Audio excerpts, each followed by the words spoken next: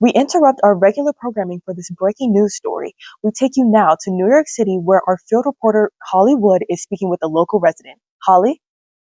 Yes, I'm standing at the Moore family home in western Manhattan. It appears that just a few nights ago, the Moore family had a unique encounter that took place right here in their own house here on Houston Street. Professor Moore, can you tell us what you witnessed? Of course. Well, 'twas the night before Christmas when all through the house not a creature was stirring, not even a mouse. The stockings were hung by the chimney with care, in hopes that St. Nicholas would soon be there. And you said your wife and children witnessed this as well. Yes, Benny, Margaret, and my wife Rose. It's very nice to meet you. Did the rest of your siblings witness this as well? Not all of them. Most were still asleep. We're light sleepers, so at the first sound we were up. Yeah, and they were all snuggled up in their bed while visions of sugar plums danced in our heads.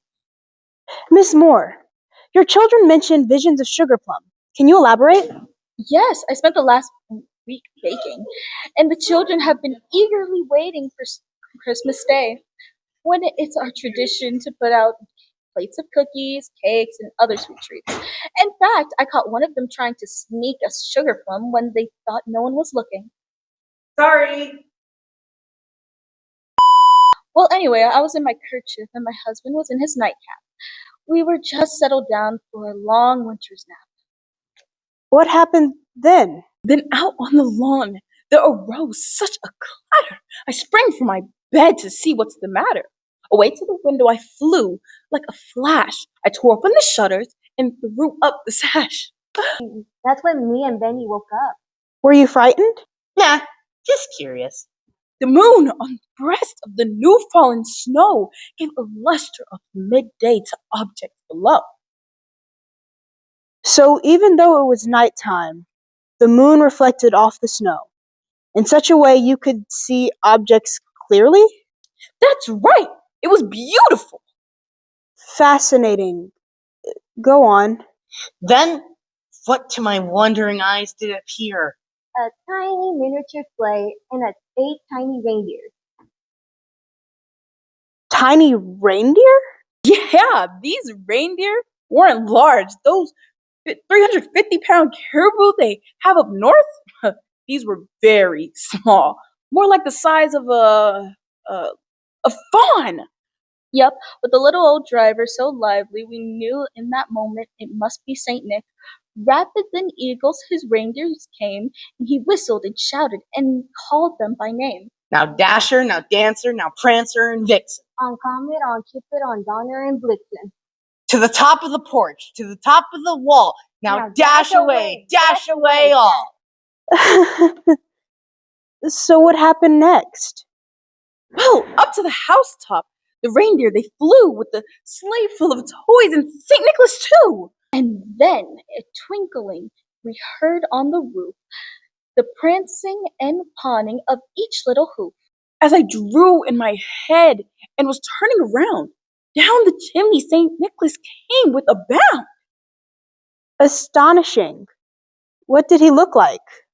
Well, he was dressed all in fur, from his head to his foot, and his clothes were all tainted with ashes and soot. A bundle of toys he had flung on his back. And he looked like a peddler just opened his pack. His eyes, how they twinkled, his dimples, how merry. His cheeks were like roses, his nose like a cherry. His droll little mouth was drawn up like a bow, and the beard on his chin was white as the snow. The stump of a pipe he held tight in his teeth, and smoke, it encircled his head like a wreath. He had a broad face and a little round belly that shook when he laughed, like a bowl full of jelly. He was chubby and plump. A right jolly old elf.